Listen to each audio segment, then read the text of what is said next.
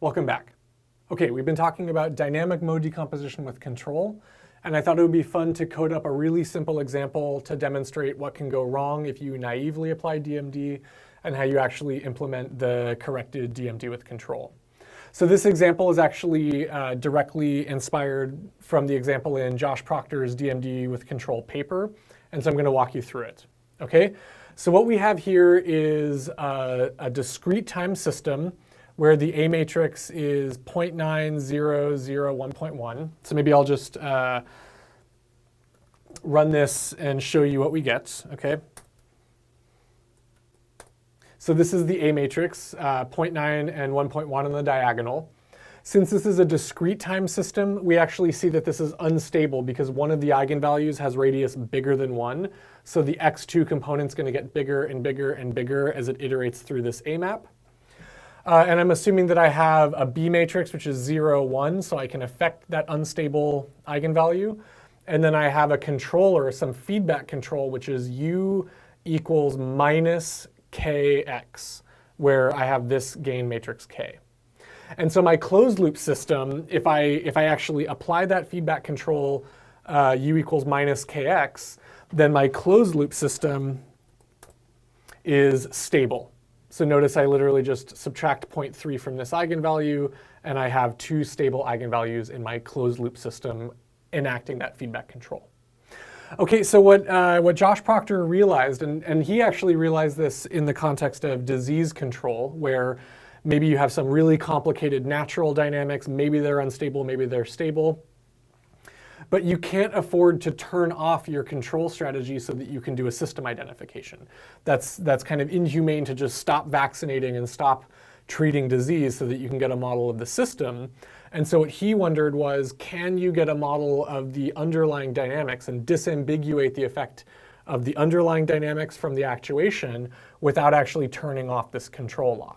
Okay, so that's what we're going to do here is we're going to measure the system with the closed loop control, and we're going to compute naive DMD on the data, and then we're going to compute the corrected DMD with control to try to figure out what the true A matrix is.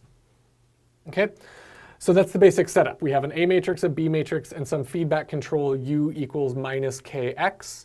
Let me just put that in the comments. U equals minus k times x. And so I'm going to generate some data with an initial condition 10, 10. So my x vector at time 1 is 10, 10.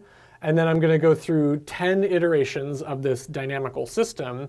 So I'm going to say my feedback control at time step k is U equals minus kx at that same time step. And then my next time step, xk plus 1, is A xk plus B uk. Okay, so very simple for loop to just step the system forward in time, discrete time dynamics. And then what I'm going to do is I'm going to plot my x variables in time. And you're going to see, in fact, they do decay kind of linearly. So because I have this feedback control, I can't see that one of these is actually unstable dynamics because the controlled system is giving this stable decay. Okay, good. All right, so now what I want to do is two things. The first thing I'm going to do is I'm going to code up a naive DMD where I don't know that there's a control input. I'm just going to do DMD on this closed loop system.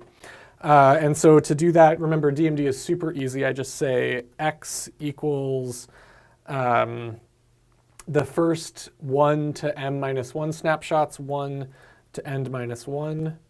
And x2 is going to be x2 to end. So I'm taking the first columns in x, everything up until the second to last column. And for x prime or x2, I'm taking the second through the last columns. So x2 is just A times x, okay? At least that's what it should be. And then I can compute A, let's call this A naive, equals x2 times the pseudo-inverse of x. Okay.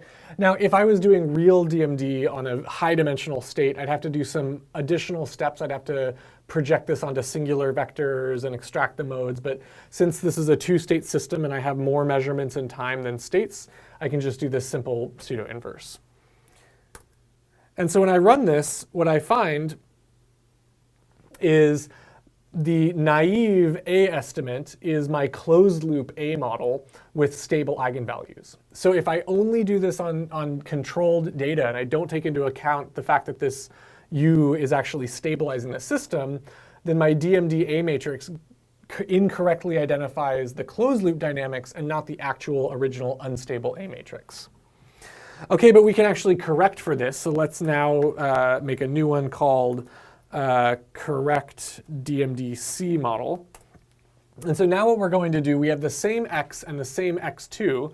Now we're going to build an upsilon variable, and that's just my u. Okay, so they're just the time snapshots of u.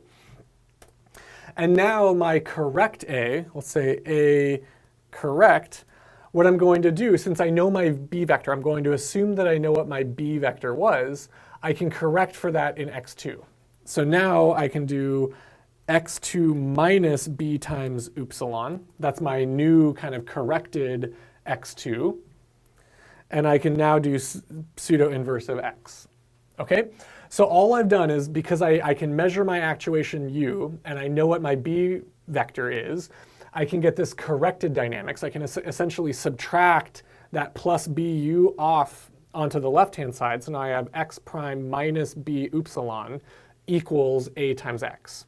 And so now I'm going to pseudo-inverse x to find my best A matrix. And when I do this, my DMD with control, this is the DMD control A matrix, I get the correct original system model with a stable and unstable eigenvalue. Okay? So this is just kind of a very, very simple toy example. This is the one that Josh put in his paper to illustrate what can go wrong if you naively apply DMD, and how you can correct for it if you know upsilon, your control inputs, and you know b, your actuation signal.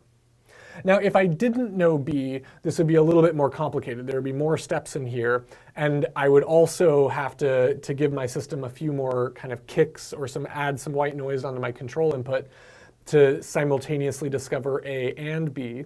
But you can see that in this case where I know the B vector, it's really, really easy to get the true underlying A matrix.